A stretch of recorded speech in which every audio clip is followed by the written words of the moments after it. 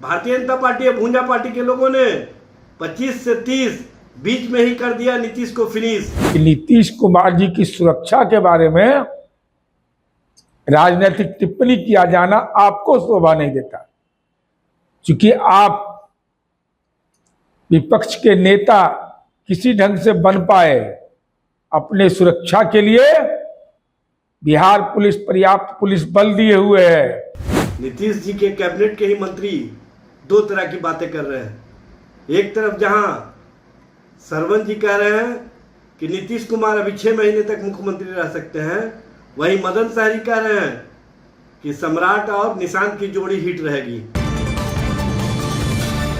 बिहार के मुख्यमंत्री नीतीश कुमार को एमएलसी पद से इस्तीफे के बाद मिली जेट सिक्योरिटी अब बिहार में चर्चा और बहस दोनों का विषय बन चुका है।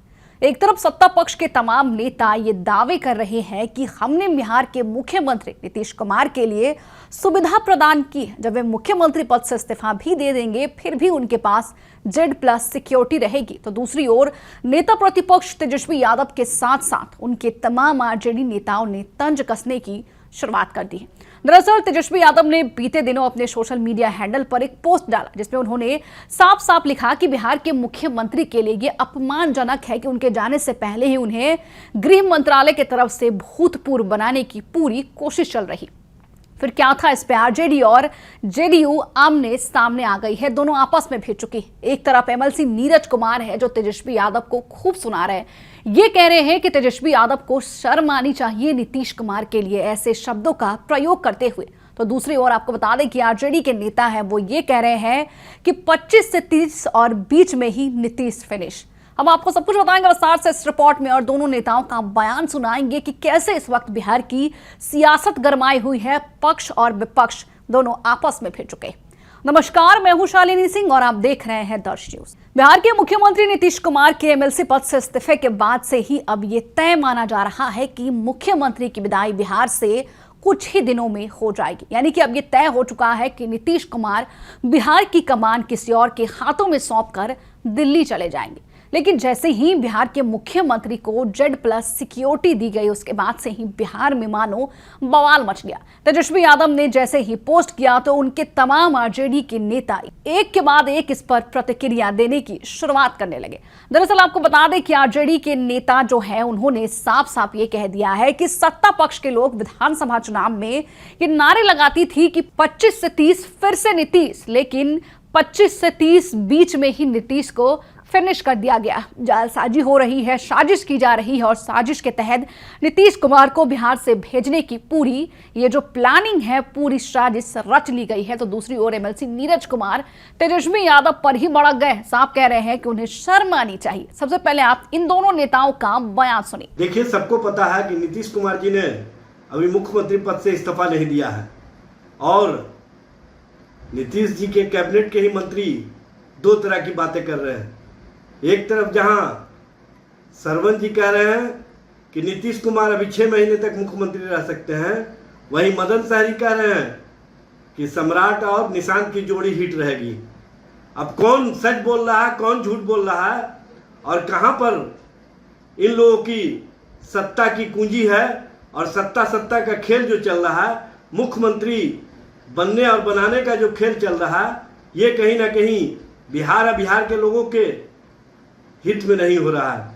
बिहार के साथ जिस तरह से एनडीए के लोगों ने भद्दा मजाक कर दिया, बिहार के जनादेश का जिस तरह से अपमान किया है और जिस तरह से इन लोगों ने चुनाव के समय नीतीश जी के नाम पर 25 से 30 फिर से नीतीश का नारा दिया था, वो कहीं ना कहीं अमित शाह के इशारे पर भारतीय जनता पार्टी और भूंजा पार्टी के लोगों ने 25 से 30 बीच में ही कर दिया नीतीश को फिनिश और अब निशांत की राजनीति को शांत करने के दृष्टिगत भारतीय जनता पार्टी भूंजा पार्टी को फिर से सक्रिय कर दिया है। और इस तरह की बातें और इस तरह का विचार ये कहीं ना कहीं अंतर्द्वंद की स्थिति को दर्शाता है और ये बताता है कि नीतीश जी के कैबिनेट के ही मंत्रियों के बीच में इस्तीफे के मामले पर और नीतीश जी के मुख्यमंत्री पद से हटने के मामले पर दो तरह के विचार हैं।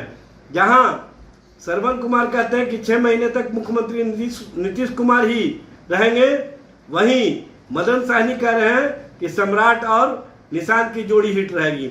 अब कौन क्या बोल रहा है, कौन किस तरह से राजनीति कर रहा है, यह स्पष्ट करता है कि बिहार में मलाई के लिए सत्ता की लड़ाई शुरू हो गई है। और सत्ता की लड़ाई के लिए जिस तरह से भारतीय जनता पार्टी, जनता दल यू और एनडीए के लोगों ने बिहार के जनादेश का अपमान किया है, यह स्पष्ट करता है कि इन लोगों को बिहार के लोगों के हितों से मतलब नहीं है, बिहार के विकास से मतलब नहीं है। इनको सिर्फ इतना ही मतलब है कि बिहार में सत्ता और सत्ता के खेल में एनडीए कैसे बना रहे। माननीय तेजस्वी यादव जी, माननीय नीतीश कुमार जी पर व्यक्तिगत टिप्पणी से अब भी परहेज नहीं है। जनता का प्रचंड जनादेश, 14 करोड़ जनता बिहार की नीतीश कुमार जी की चिंता करती और भरोसा रखते हैं। जो नई सरकार बनेगी वो अभी माननीय नीतीश कुमार जी के दिशा निर्देश पर चलेगा। तो ऐसी स्थिति में आपके द्वारा यह कहना कि नीतीश कुमार जी की सुरक्षा के बारे में राजनीतिक टिप्पणी किया जाना आपको शोभा नहीं देता, क्योंकि आप विपक्ष के नेता किसी ढंग से बन पाए। अपने सुरक्षा के लिए बिहार पुलिस पर्याप्त पुलिस बल दिए हुए है। बिहार पुलिस की आप आलोचना करते हैं, तब पर भी केंद्रीय गृह मंत्रालय से आपकी पार्टी गुहार लगाती है।